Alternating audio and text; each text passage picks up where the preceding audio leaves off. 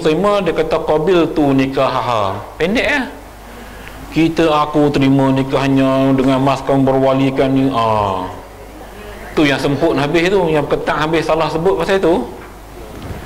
Dia yang syarat betulnya ada lafaz terima. Qabil tu aku terima, nikahnya yang siapa perempuan tadi. Selesai. Orang Arab mudah. Orang Melayu ni dia mau lengkap sikit lah. Dia mau panjang nada irama tu, bahasa santunan, bahasa tu kena ada. Okay? Kita lagu tu. Sebab tu kadang-kadang terpaksa jadi 2-3 kali penerimaan ni, sebab saksi tak apa nak dengar panjang sangat. Ni ijab dan qabul. Lagi tiada sah bagi dirinya atau bagi yang lainnya atas jalan wakalah. Wakalah ni wakil. Akad nikah ni wakil. Maknanya sini kadang-kadang kita wali, kita kata kat Ustaz Bain, saya wakilkan Ustaz Bain untuk akad nikah anak saya Siti Fatimah binti siapa-siapa kan. Ustaz Bain kata saya terima. Baru Ustaz Bain dia akan akad nikah, dia akan sebut lafaz tu, lafaz ijab tadi tu, yang berwakil wali bapaknya kepada ku. Ya, tuan-tuan kena faham ya. Elok kita kena pergi bagi tahu Ustaz Bain, sebut saya wakil Ustaz Bain tolong akad nikah anak saya, sebab saya tak apa nak berani ya. Sebab banyak kes saya tuan-tuan, bila kita ada kadang-kadang wali ni nak tunjuk action. Ya, dia nak akad sendiri anak dia. Saya pergi di baling baru ni tuan-tuan, dia angkat tangan, wali tu ni anak tuna, bukan wali ijab, wali kabul, saya terima nikahnya. Anak tuna terkasima. Lepas tu baru dia cool balik, sebab dia gementar. Tuan-tuan jangan main-main benda lagu ni lah. Kalau rasa kita tak cukup kemas tu, kata orang Kedah, pas kau tu imam tolong akad nikah anak saya Ustaz. Bahasa mudah lah. Nak eloknya sebut wakil tu, saya wakilkan tuan imam untuk akad nikahkan anak saya. Ni kita kena ambil tahu lah. Jangan rasa kita tu canggih sangat. Dah duk berlaku lagu tu banyak. Panggil media semua, okey, bapaknya yang akad nikah. Itu isu pertama, isu dari sudut kebolehan. Isu kedua dari sudut kelayakan. Kelayakan ini syarat wali tidak boleh fasik. Okey, fasik ni boleh ikut hukum syarak fiqh kita dalam bab nikah ni. Hak isap rokok pun tak boleh dah nak jadi wali. Jadi kita kalau rasa benda tu kita buat, baik kita pas kat tu imam. Sebab ada fasik di situ. Sebab itu keberkatan perkahwinan kadang-kadang dia tak lama. Nikah sebulan 2 bercerai. Dan saya duk handle kes ni pada JAKIM. Saya duk JAKIM, kerja JAKIM dulu lama, duk kes-kes rumah tangga ni. Cerita lagu ni lah. Sebab wali nak tunjuk action, dia nak akad nikah ni, panggil wartawan semua. Sedangkan wali semayang pun kadang-kadang tunggal langgang. Maka tuan-tuan, kalau rasa kita tak kemas, pas kata imam lah. Yang ada nak darah lah, yang ada nak tuna tak apa, tuna yang akan ni kita. Kalau kita rasa kita boleh, kita buat sendiri, itu lagi bagus. Jadi menikahkan anak aku, sebut ya, siapa-siapa. Ni cerita ijab qabul. Kita keluar tajuk Ustaz sebab benda ni benda isu masyarakat. Duk berlaku lah kes cerai teruk sangat di Selangor ni, memang teruk, cukup banyak. Baik, itu cerita akad nikah wakil ya, wakil. Wakil ni pun satu hal juga ya. Biasanya jarang berlaku di Malaysia ni, tapi boleh berlaku juga ya. Wakil suami, wakil wali, tersalah sebut jadi milik dia. Aku terima nikahnya Fatimah binti ini bagi wakil daripada si Fulan bin si Fulan. Kalau dia kata aku terima nikahnya ni untuk aku, habis nanya hak wakil tu. Jangan ada wakil tak tahu halal lah. Ada berlaku tu, nak dara duduk di sini, anak tuna duduk di United Kingdom belajar, nak balik tak boleh. Jadi tak apa, wakil telefon wakil, tolong wakil jadi terima nikah bagi pihak aku Ustaz. Kena hak yang terima tu hak nikah dah, jadi bini nombor 2. Kalau hak anak tuna, mana memang boleh kat dia kalau salah sebut. Ustaz, boleh tak dua-dua sekali wakil?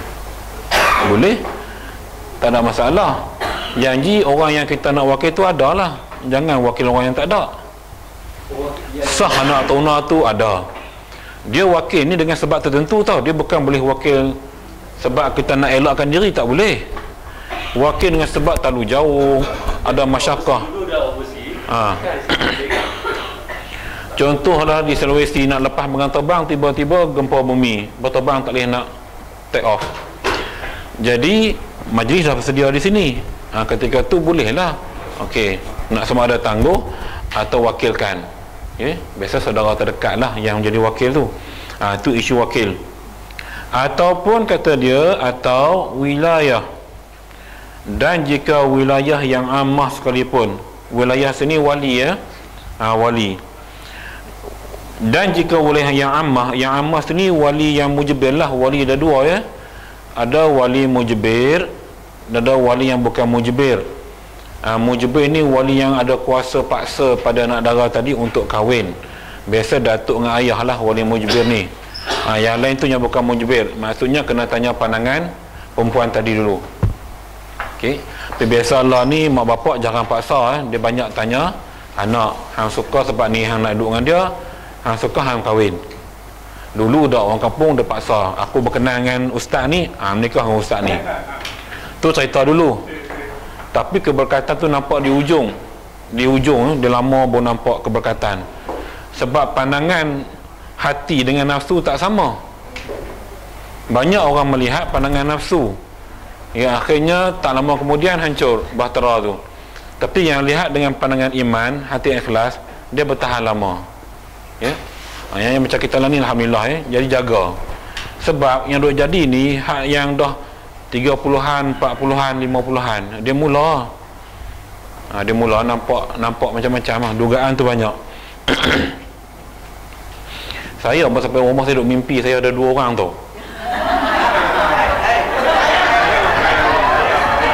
Sungguh. Dia ada teriak depan saya malam tu, dia kata abang cakap betul-betul. Saya kata lah ni saya tak pernah lagi tak balik rumah. Sebab dia nampak kerak sangat duk pergi luar kan, keluar. Seolah-olah macam buka cawangan baru lah contohnya tu. Sedangkan kita pergi buat kerja. Tapi itu kebimbangan wanita hari ni lah macam tajuk berita TV3 pula. Mulut tu macam berat lah. Tanya siapa-siapa pun lagu tu lah. Niat ada. Niat ada. Kemampuan lah. Kemampuan dengan masa. Ada atau tidak lelaki yang ada niat macam tu?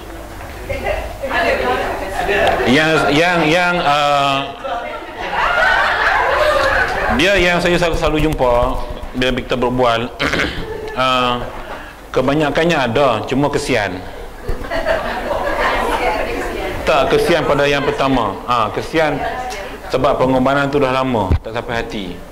Yang kedua tu keinginan tu ada, tapi sebab dia kata saya bukan masalah takut isi, tapi isi saya menakutkan.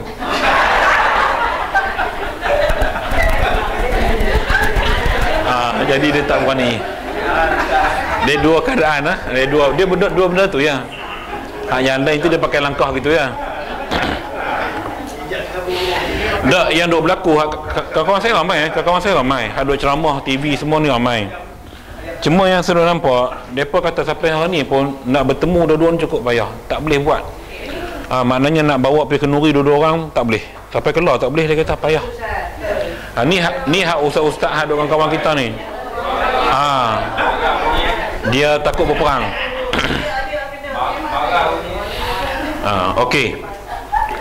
Wilayah yang ammah sekalipun, maka apabila adalah yang muhrim itu wakil daripada suami atau wali baginya, maka tiada sah akadnya. Akad nikah tak sah kalau pakai, sekalipun dia wali, dia wakilkan. Tuan-tuan, dia duk haji Mekah ihram, tapi dia wakilkan pada abang dia hang jadi wakil aku, tak terima nikah pun tak boleh. Cerita dia tak boleh. maknanya kena sabar tunggu balik Mekah. Okey, tu dia kata wakil tak boleh, tidak sah kan. Dan jika suami itu halal sekalipun pun tetap tidak boleh. Kalau suami itu nak kahwin dua lah pun tak boleh sekiranya waktu tu waktu ihram. Tetapi tiada haram atas yang muhrim, yang mana yang pakai ihram, ia merujuk akan isterinya. Jadi tak haram, rujuk tak haram. Rujuk ni dia dua cara, satu dengan perkataan, yang kedua dengan perbuatan. Ya, perbuatan tu bersamalah ya, balik tu bersama, jadi kira rujuk. Yang kedua dia sebutlah aku nak balik kat hang ke sebagainya. Itu istilah rujuk. Jadi dalam konteks pakai ihram dibolehkan rujuk tu tak salah. Cuma nikah tak boleh. Rujuk tak apa. Maksudnya Islam nak ajar kita benda yang ke arah kebaikan tu digalakkan ya. Benda yang dah keruh tapi jadi jenis tu digalakkan. Okey. Sebab ke hikmah tu di sudut anak-anak dan sebagainya, kesian ya. Banyak kes kita jumpa problem banyak. Ya. Rujuk tu dalam tempoh edah. Tuan-tuan kena faham ya. Rujuk ni berlaku dalam tempoh edah 3 bulan 10 hari. Kalau kematian tu 4 bulan 10 hari. Kalau yang tua lepas menopause pun 4 bulan 10 hari. Dia rujuk ni waktu edah saja. Lepas edah kena menikah balik, kena akad yang baru. Sebab tu syarat bagi 3 bulan tempoh tu ya, supaya pasangan ni boleh fikir balik apa kesilapan, kalau rujuk balik ada tak kebaikan sudut anak-anak dan sebagainya. Okay. Baru ni saya masa pergi Penang Agong UMNO, saya pergi buka gerai kan, saya tepat hari kat sana buka bus, kita buat khidmat umrah. Dan di kalangan puteri-puteri UMNO yang datang jumpa saya hari kedua tu, isu macam ni lah bukan sekadar saya buat rawatan ni, tapi kata kaunseling. Banyak isu-isu melibatkan pengabaian tanggungjawab nafkah. Suami tinggal tak peduli anak-anak. Dia kata, ustaz saya last ni saya malas fikir dah nak buat kes lah. Saya kata kalau memang dah tak boleh ada jalan penyelesaian, buat kes, buat tuntutan fasah. Okay? Jadi ini yang berlaku masyarakat kita hari ni ya, terlalu banyak dalam konteks masyarakat kita. Baik, tak apa, yang tu kalau kita belajar bab fiqh, nanti akan ada tuan-tuan ya, bab nikah kahwin ada dalam ni, jangan takut. Sampai bab ni kita clearkan insya-Allah.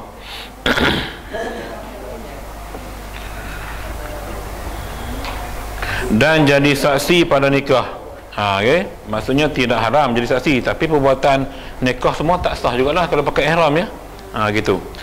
Dan haram atas laki-laki dan perempuan menghilangkan bulu dan kuku. Hilang ni cerita dia cabut lah. Okay? Tapi tak ada kerja cabut. Kalau bulu roma memang tak ada kerja betul.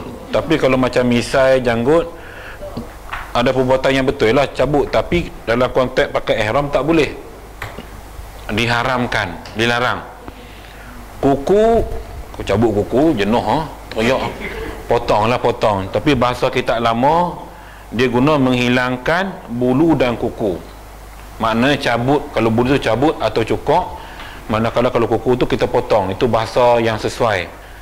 Ya, kesantunan bahasa yang sesuai. Jadi kita lama ada pakai satu perkataan. Apa faham, tak faham sudah. Tu.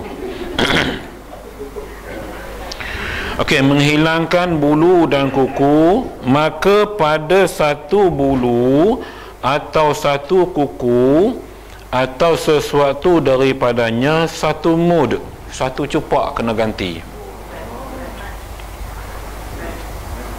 Tak ada kerja ambil cepik nyepik tu duduk di hotel kan, pasal nama-nama yang asal ni tak ada kerja. Cabut bulu hidung tuan-tuan, selai secupak. Cuba bayangkan berapa lay cabut, kira tak kertas putih tu kira 10 lay 10 cupak jaga nah. Bukan apa, kadang-kadang kita ralik takut terlupa.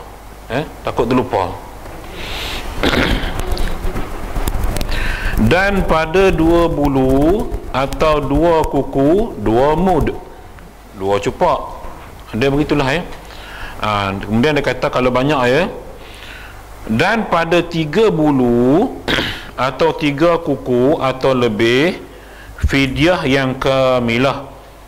Dia kalau lebih pada 3 tu baru kena fidyah yang kamilah, maksudnya fidyah yang lengkap lah. Apa dia yang lengkap tu? Maknanya pilihkan dia antara disembelih 1 kambing. Tuan-tuan ya, lebih 3 helai bulu hidung ke, 3 helai misai ke, jambang ke, rambut ke, kuku tak apalah, senang kira 10 je kan. Jadi lebih pada 3, dam dia pertama 1 ekor kambing. Kalau tak mampu, 3 gantang makanan kepada 6 miskin. Ya, 3 gantang makanan, bukan 3 cupak, 3 gantang makanan. Kira beras lah, kalau kita beras lah, ataupun gandum, syair. Atau puasa 3 hari, maka dinamakan dam ini dam takhyir, dam takdir. Okey. Ini nama dam dia, dam takhyir dan takdir. Kan dia ada banyak nama dam, kita mengaji minggu lepas kan. Takhyir takdir, takdir takdir, takhyir takdir. Dia ada 4 jenis. Baik.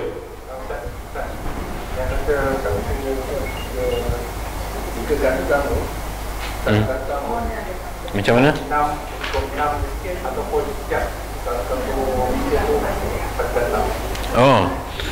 Atau 3 gantang makanan kepada 6 miskin. Maknanya share lah, seorang berapa. Jadi 3 gantang makanan tu untuk 6 orang. Jadi seorang fakir miskin dapat setengah gantang. Okey, setengah gantang beras. Lebih kurang segantang tu ada 2.87 kg. Tu 2.87 kg segantang. Ya. Sekejap. Dia 1 gantang 4 cupak kan.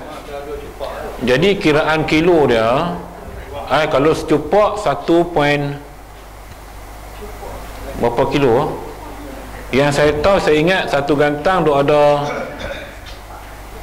2 ke 3 berapa kilo tu dia punya ni. Saya tak ingat gram. Dia kiraan dia tu 200 gram, 600 gram, 900 gram. Mana dekat sekilo lah. Maknanya kali 4 lah. 4 lebih lah. Baik. Itu gantang ya.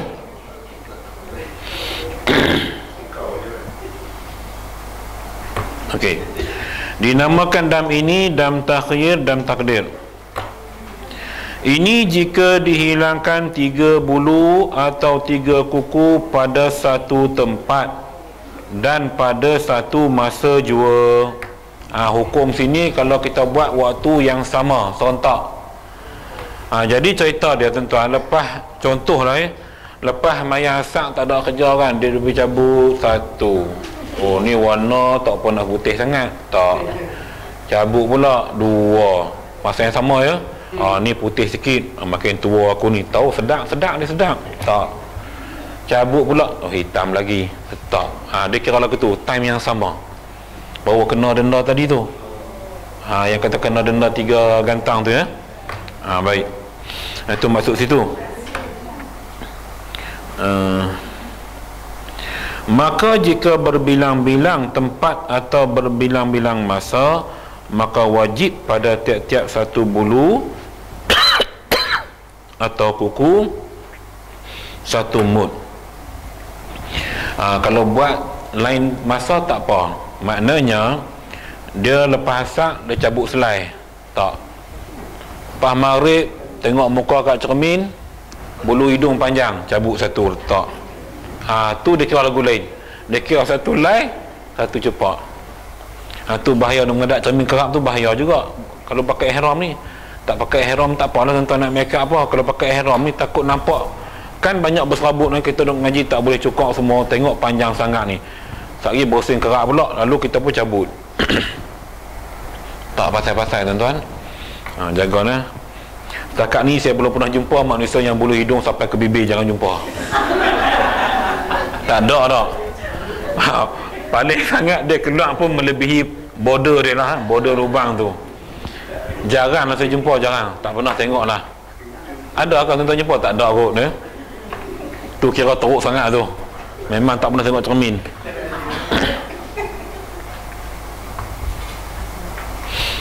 Kalau kita tengok kitab Syama'il Muhammadiyah yang Ustaz tu ajarkan, Nabi kalau bab penjagaan fizikal ni, rambut disikat rapi, rambut dia panjang disikat rapi, dia akan alis. Kalau misai tu kita kata dia bukan trim lah bahasa orang putih tu, trim misai, janggut dia bagi cantik. Itu Rasulullah dia cukup jaga bab-bab macam tu. Kita kadang-kadang bulu ketiak 4 depa panjang. Ini masalah kita hari ni selawat bukan main tu, kadang-kadang kan geram juga. Kalau time berselawat tu, berselawat bukan main hebat, tapi kadang-kadang angkat tangan tu orang busuk ketiak dia pasal bulu ketiak panjang. Tuan-tuan, ni berlaku. Kita cerita ni berlaku. Siapa akad takbir? Kan? Bila akad takbir tu dia mungkin badan besar sikit, dia angkat luar sikit, jadi bau. Sebab dia berbau tu sebab bulu ketiak aja, bukan sebab apa. Kalau tak ada bulu ketiak panjang tak bau sangat pun, biasa je. Dia taruh odor-odor semua clear. Bau macam-macam. Piramli kata bau apa? Bau asyum. Kan? Tu Piramli kata lah. Baik. Dan jika beberapa banyak bulu atau kuku sekalipun, melainkan kerana darurat. Okey, dengar darurat ni boleh. Darurat seperti bulu yang tumbuh di dalam mata. Ni bukan bulu mata, tapi bulu tumbuh ke dalam mata. Pelik lah, tak nak jumpa pun, tak tahulah kalau ada.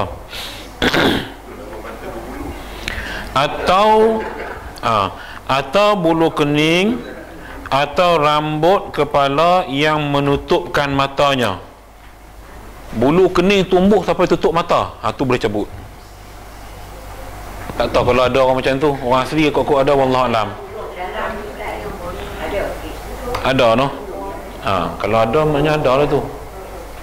Mungkin suku kaum Tumiar mana-mana ke kan, tak nak jumpa ni. Dia macam ni, dia bukan tumbuh dalam mata. Okay. Dia bulu mata tetapi dia ke dalam. Maksudnya dia sampai ke dalam.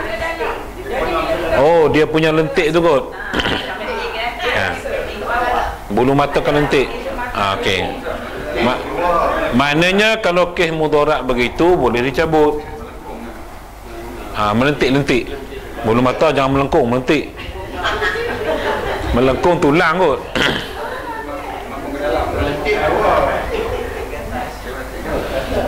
Lentik bulu mata tak apa, cantik. Cuma kalau terlampau melentik jadi masalah lah. Cuma kalau jari lentik tak elok lah, saya ajak itu kan. Jari lentik tak elok, tu usus tuan-tuan problem.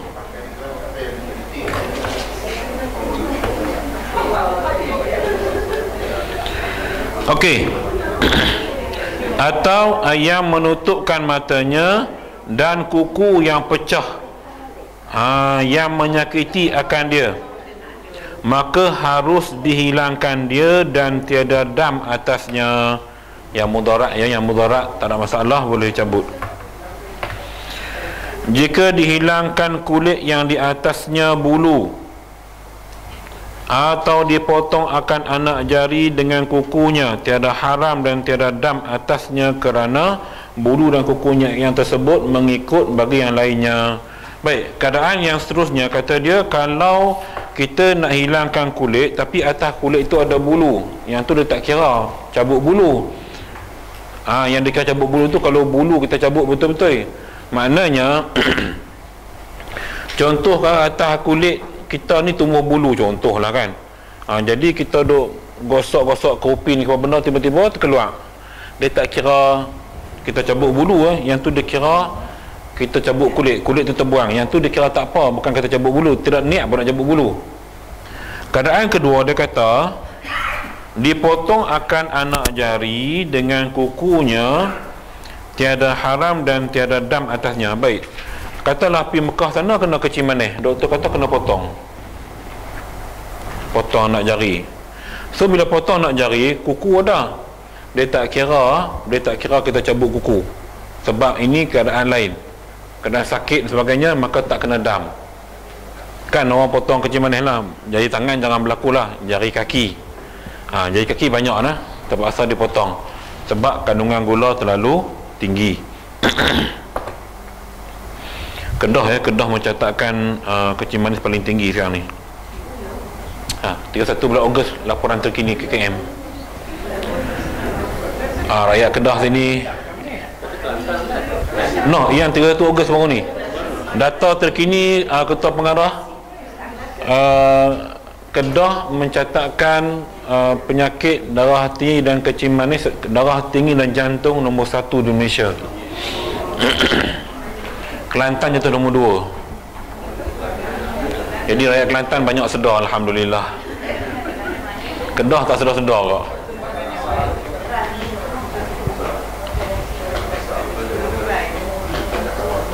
Dia banyak saya duk tengok hari-hari dapat domai rumah tu.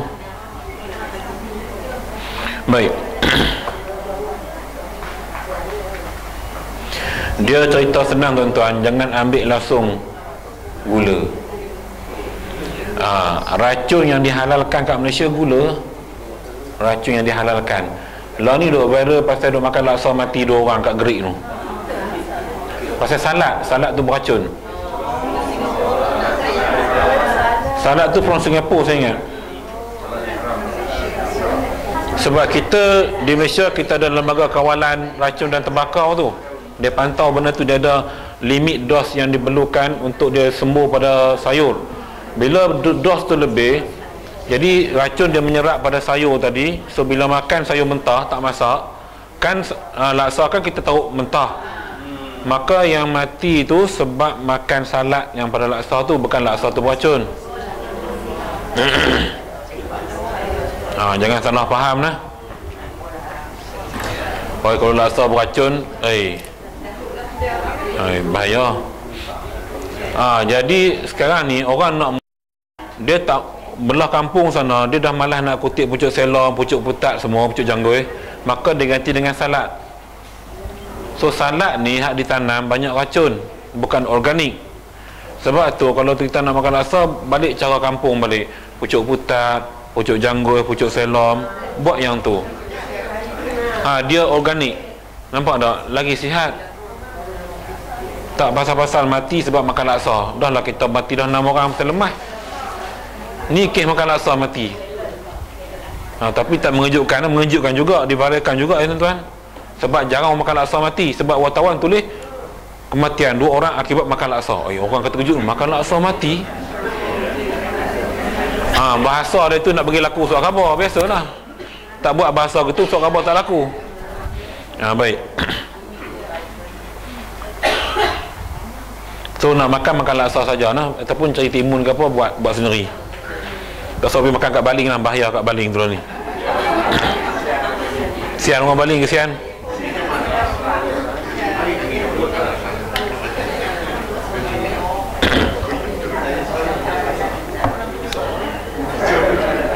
Baik.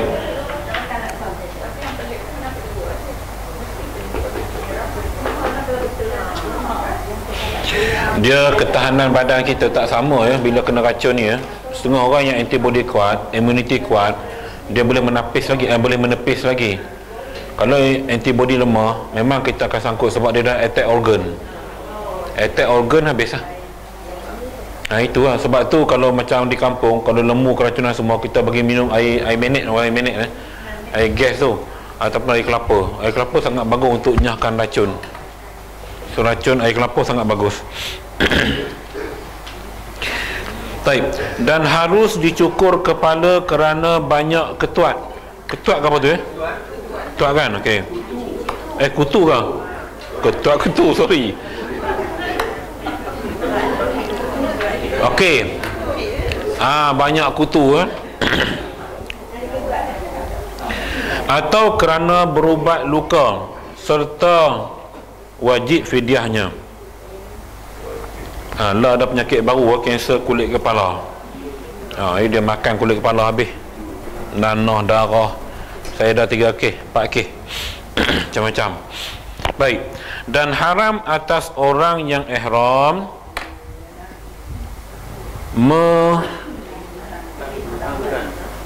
melentangkan. Itu ayat tu.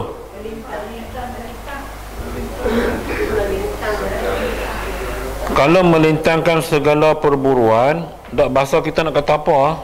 Bagi sedap weh.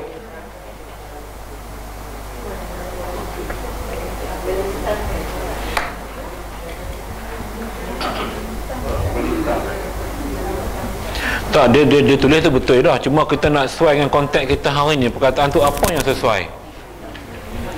Keluar berburu kot, ya. Dia sediakan anak pemburuan semua keluar. Itu melintangkan, dia dah ready dengan alat pemburuan semua. Okey, segala perburuan iaitu segala binatang yang liar. Okey, lagi daratnya, lagi daratan. Binatang liar lagi daratan yang dimakankan dia dan yang diperanakkan antaranya dan antara binatang yang lainnya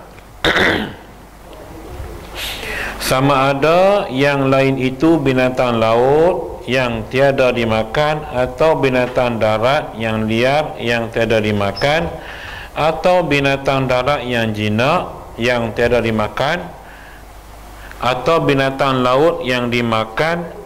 Apa banyak makan tak makan ni? Atau binatang darat yang jinak yang dimakan, maka haram diburukan dia. Senang tulis semua binatang lah. Dia cuma nak pecahkan tu supaya ada binatang ni, ada jinak, ada tak jinak, ada liang, ada laut, ada darat. Saya tahu senang faham, semua jenis binatang tak boleh buru bila kita pakai ihram, atau senang faham ya. Memanglah bahasa kita dia macam tu, terlalu detail. Mujur kita sebut kat udara, burung pun masuk juga ya. Kalau tidak dia sebut udara lagi bagus ya. Darat, laut, udara. Lengkaplah 3 ATM tu. Baik. Haram diburukan dia. Haram atau dibunuhkan dia. Haram. Okey. Dan memerintah atasnya dengan dibelikan. Beli pun tak boleh. Kita pakai ihram, lepas tu kawan kita mat, pergi beli sat natang dok tu, contohlah, pun tak boleh ya. Jangan pergi beli. Buru tak boleh, beli tak boleh. Waktu pakai ihram lah. Kita sebut dok lah, mudah faham di sana. Atau disewakan dia, atau dipinjamkan dia, tak boleh. Atau dikirim, taruh padanya, pun tak boleh. Atau dihebah pun tak boleh. Sama ada binatang tanah halal atau tanah haram. Tuan-tuan ya, pendek kata yang berkaitan dengan binatang, buru, beli, jual, sembelih, semua benda tu adalah tidak dibenarkan bila kita ihram haji. Pergi buat ibadat lah senang tu, cerita about binatang ni kadang-kadang pelik kan. Ni mungkin ada di zaman-zaman hari tu lah, Allah tak ada dah kan. Kau dah naik bah tengok apa rusa, oi cantik rusa kan. Tengok pelanduk, oi segar betul pelanduk kat tanah Arab. Jadi teringin nak memburu. Jadi tak payahlah ya. Ni cerita-cerita lama semua ni. Demikian lagi melentangkan bagi segala suku-sukunya, seperti tangannya. Kita tak ambil badan semua, kita ambil tangan je, tak boleh. Dan kakinya pun tak boleh. Dan bulunya, dan telurnya, dan anaknya pun tak boleh. Dan menolong atas berburunya, seperti diberikan alat bagi orang berburu, tak boleh. Tuan-tuan pakai ihram, ada orang nak pergi buru, kata yang pergi ambil alat mana tak, kita pun tolong pergi ambil bagi, pun tak boleh kalau kita pakai ihram haji. Ni benda yang kita kena jaga. Atau menunjukkan dia akan tempat buru, tempatnya tempat berburuan, pun tak boleh. Tetapi tiada wajib fidyah pada binatang yang tersebut, melainkan apabila dibinasakan dia. Cuma dia kata sini fidyah yang ditetapkan tu tak ada lah. Tapi kalau kita bunuh binatang, binasakan, sama ada kita sembelih, kita makan, baru kena. Tapi hukum tetap haram, tak boleh ya. Hukum tetap haram. Maka jika dibunuh burung suari, Sawari. Kasawari itulah ya. Wajib fidyah padanya. Ni dia bagi spesifik binatang yang kena fidyah ya. Sebab burung tu besar berkali, jadi kena fidyah. Wajib fidyah padanya satu unta. Ambil kau.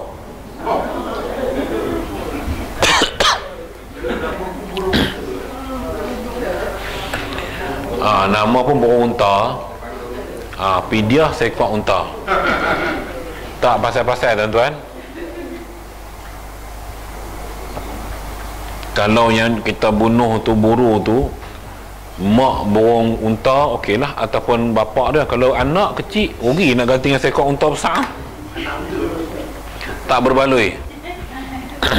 Ya.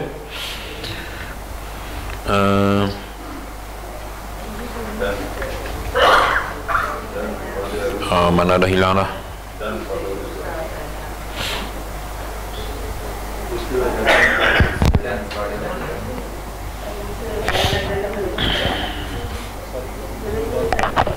Ya. Wajib binatang tersebut wajib fidyah satu unta. Okey.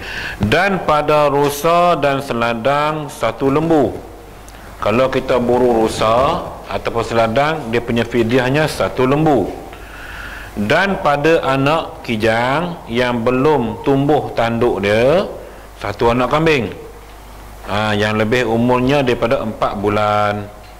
Tu kalau anak kijang buru, kena kafarah kambing lebih 4 bulan umur. Dan pada kijang yang sudah ada tanduknya, satu kambing umurnya setahun. Okey. Dan pada arnab, satu anak kambing. Arnab kena juga.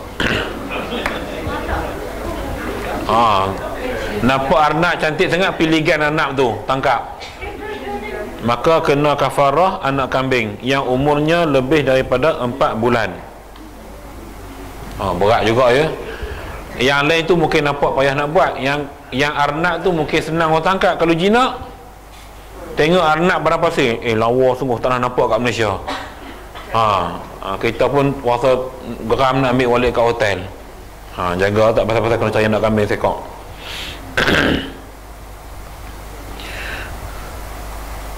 Dan pada burung Yarbuk ni saya tak tahu. Saya tengok kamus, Yarbuk ni nama binatang, tapi dalam translator kamus pun dia kata Yarbuk juga. Wallahu alam, dalam bahasa Melayu kita apa panggil dia. Wallahu alam. Sebab benda ni semua ada kat sana. Birsat tu yang kedua tu, dan wabirsat tu binatang kau tu. Jenis binatang. Saya tengok kamu dia terjemah benda yang sama.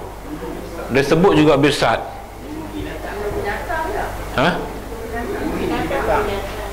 Wallahu alam, dia jadi kot.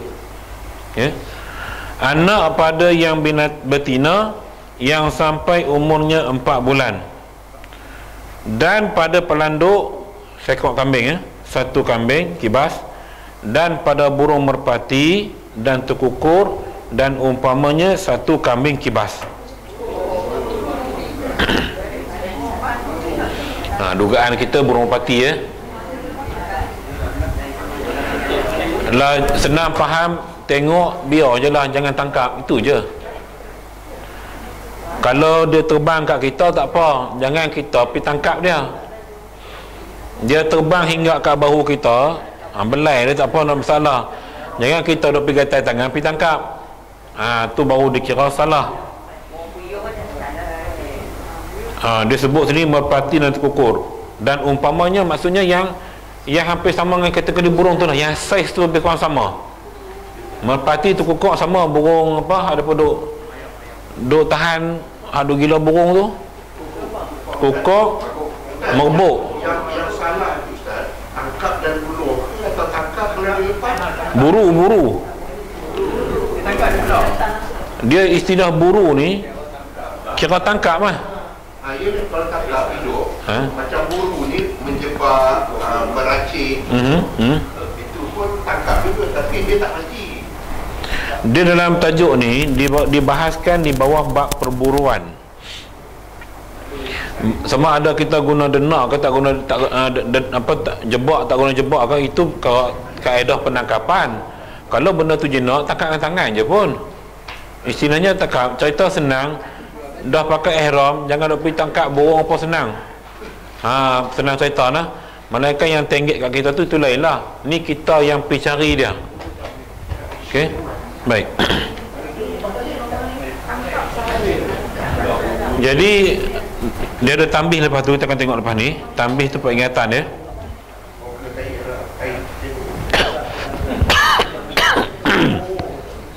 Baik.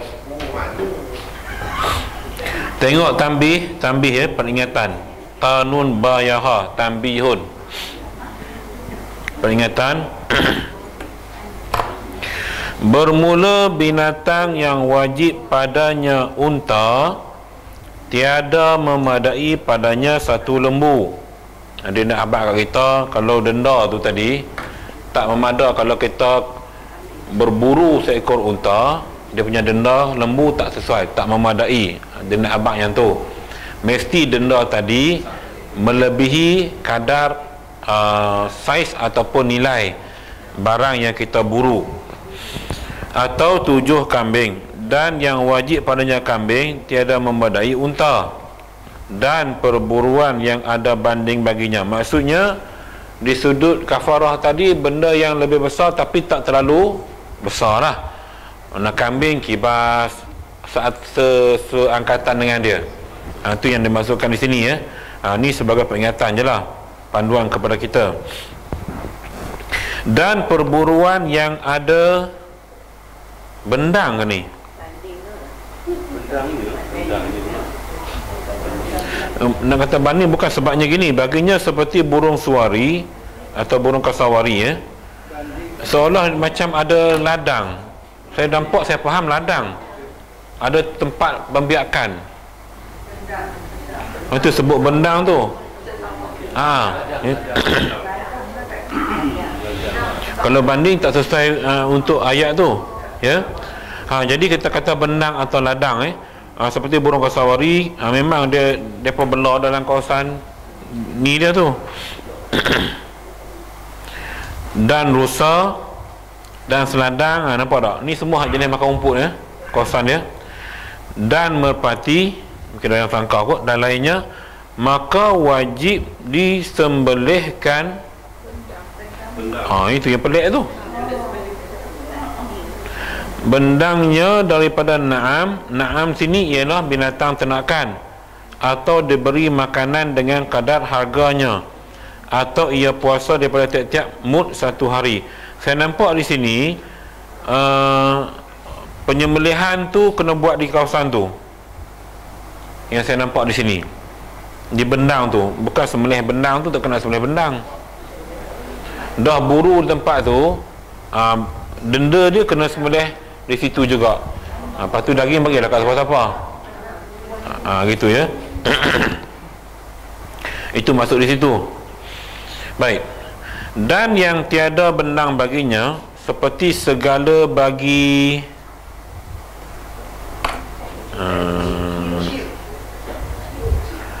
dia punya kiasan dan belalang ya. Maksudnya yang seakan-akan belalang. Saya nampak burung cak tu.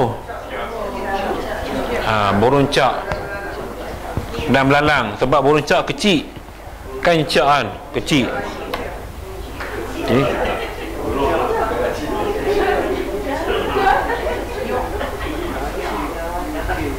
Cak, kalau baca cik, ada kebul cik. Burung cak betul.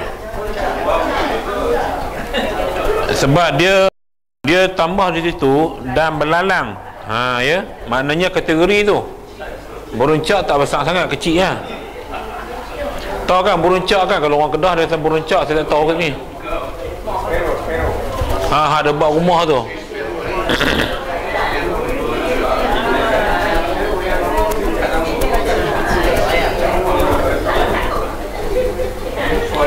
Sebab kategori burung ni dia bebas. Jarang orang benar sangka, sebab dia ada sarang dia yang cantik ya. Sarang dia macam dia buat pada rumput yang panjang tu, dia buat cantik sangat. Selalu dia buat sangka ujung rumah kita, di penjuru rumah, di kampung. Tempur ke? Cat rumah tu. Cat rumahan. Orang belah Kedah dia tahu cat rumah. Kita nak sebut bahasa sini tak erti.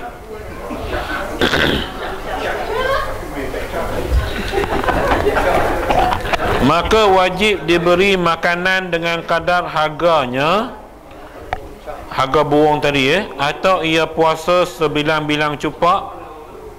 Maka dam perburuan ini namanya dam takhir dan ta'dil. Yang kita mengaji tadi tu, yang cabut bulu semua tu dam lain. Ini dam lain gitu. Dan apabila ada di dalam milik orang yang muhrim perburuan yang tersebut, wajib ia lepaskan dia kerana sudah hilang miliknya. Okey, dia kata sini, apabila ada di dalam milik orang yang muhrim tu perburuan yang tersebut, kalau kita kata dia dah dapat barang tu, maka wajib dilepaskan dia. Dia mungkin lepas tu baru tahu kot, maka dia kena lepas, tak boleh balik lah. Sebab kata dia kerana sudah hilang miliknya. Dia cerita senang faham, bila kita ihram je, hak-hak yang milik kita ke apa-apa, kita tak boleh ambil. Senang cerita waktu ihram tu. Kalau kita ambil juga, dikira bukan milik kita, kena lepaskan. Dan tiada memilik orang yang muhrim akan perburuannya, dan wajib dilepaskan dia. Demikian lagi, tiada sah membeli oleh orang yang muhrim akan perburuan. Tak sah, kalau jual beli pun tak sah ketika itu. Senang ni tuan-tuan, pergi buat ibadat lah, senang. Tak suruh contoh bab ni. Saya bimbang bukan apa, tuan-tuan. Kalau yang pergi buat haji tu kaki burung,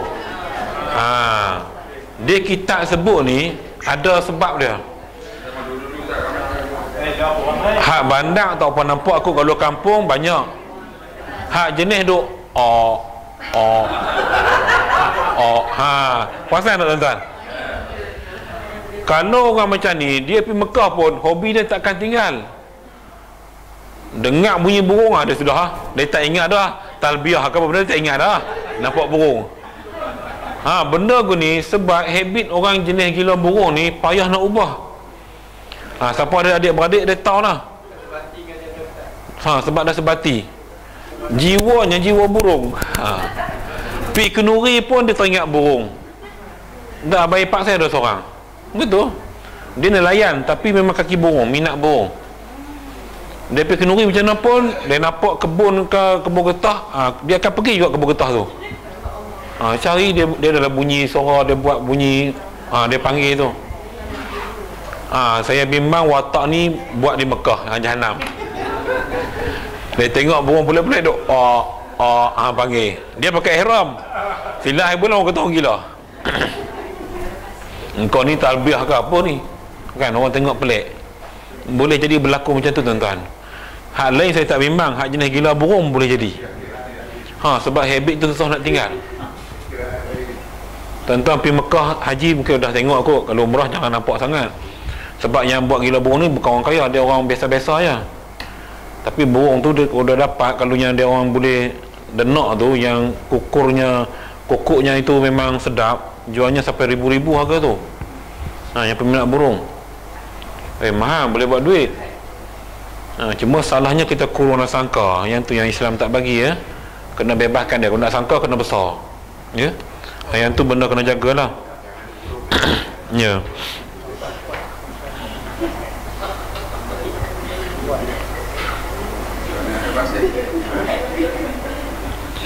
Dan haram atas orang yang ihram atau orang halal. Ni haram dua-dua kali kita pakai ihram ke tak pakai ihram ke, perburuan Mekah dan Madinah dan di Wadi Taif. Wajh tu wadi Wadi Taif, haram berburu padanya pada segala tempat itu atau mengejutkan perburuannya daripada tempatnya. Nak acah-acah pun tak boleh. Jadi ini untuk haram, sama ada kita pakai ihram atau orang yang halal. Bumi Mekah, bumi Madinah, kawasan itulah kawasan tanah haram itulah, ya. Tak boleh. Jadi larangan ini larangan yang telah disyarak tetapkan. Jadi kita jangan sesekali lah, ya, sebab tu dah ada undang-undang dia. Jadi kawasan tu je lah, kawasan bumi Mekah, kawasan bumi Madinah, ya, kawasan tanah haram. Sebab tu dia kata di sini haram atas orang yang ihram atau orang halal. Maknanya yang bukan penduduk tanah haram lah. Halal, sama ada dia pakai ihram atau tak pakai ihram, dia tak boleh buat benda tu. Perburuan Mekah dan Madinah dan di Wadi Taif. Itu benda-benda yang tak boleh. Haram kita berburu. Lain pada tu dibolehkan. Okey. Ya.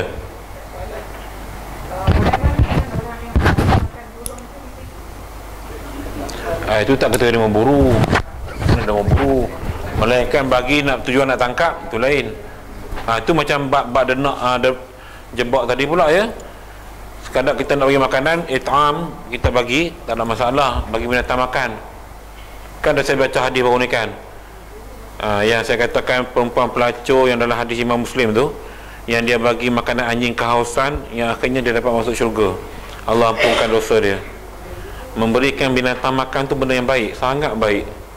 Kucing ke burung merpati kan banyak kalau kedai depan kan. Tuan-tuan beli, ya, makanan bagi, tak ada masalah, sangat bagus. Itu kategori pahala sedekah tu. Kategori pahala sedekah. So pahala sedekah ni tinggi darjat dia. Dia punya dividen tu tinggi. Jangan kita kedekut bagi je. Ada lebihan makanan bagi kat binatang, ya, tak kira binatang pun. Bukan nanti binatang yang jinak je, anjing sekalipun tu Nabi sebutlah hadis tu, supaya kita tak rasa pilih kasih. Ni mentang-mentang kucing aku, kucing orang ni tak nak bagi, bagi semua. Kalau nak bagilah, tak nak bagi jangan bagi langsung. Itu benda sunat, tapi buat dikira pahala sedekah. Bagi binatang makan dikira pahala sedekah. Okey. Jadi sebab tu orang kalau kita lihat binatang ni dia sering berdoa. Kalau tuan perasan yang duk bagi makan kucing kat masjid ni kan, kucing tunggu tuan tu datang tu, dia tengok, dia kenal, dia kejar orang tu, minta. Kita dia buat tak tahu je, tak kenal pun tak syaitan. Ini kenal sebab saya tak nak bagi. Yang duk bagi tu dia kaligan, dia kejar. Sebab apa? Tuan-tuan, dia berdoa. Tu yang penting dia binatang berdoa pada orang yang bagi makan kat dia tu, dia mengharapkan datang bagi. Itu binatang. Sebab tu orang yang suka bagi ni rezeki dia murah. Rezeki dia murah, sihat, Tuhan bagi. So kita kena ubah perspektif balik. Kalau dapat binatang, kalau jumpa minta makanan, bagi je. Cuma yang kita nak makan tu bagi, lepas tu bagi time kita makan payah, kacau. Jangan buang, bagi je. Baik. Kita berhenti di situ, ya. Demikian lagi tu kita sambung ke depan. Boleh. Yang dah puasa tu dia kena di sana ataupun kalau boleh yang buat puasa yang kita bicarakan hari itu, yang 3 hari di sana, 7 hari di Malaysia, yang tu dalam konteks persetubuhan bukan persetubuhan, saya lupa lah, satu dam yang dikenakan tu. Untuk yang ni dia tak sebut di mana-mana, maksudnya umum lah. Tapi eloknya kita buat terus di sana lah, seelok-eloknya. Takut balik Malaysia lupa, ya, lupa. Baik, aku qala wa astaghfirullah alazim wa lakum. Assalamualaikum warahmatullahi wabarakatuh. Bismillahirrahmanirrahim. Alhamdulillah wassalatu wassalamu ala Rasulillah wa ala alihi wa sahbihi ajma'in. Allahumma arhamna bil Qur'anil azim waj'alhu lana imama wa nuran wa hudan wa rahmah. Allahumma dzakkirna minhu ma nasina wa 'allimna minhu ma jahilna warzuqna tilawatahu ana al-laili wa atrafan nahar waj'alhu lana hujjatan ya rabbal alamin. Wa sallallahu ala sayyidina Muhammadin wa ala alihi wa sahbihi wasallam. Walhamdulillahi rabbil alamin. Taqabbalallahu minkum.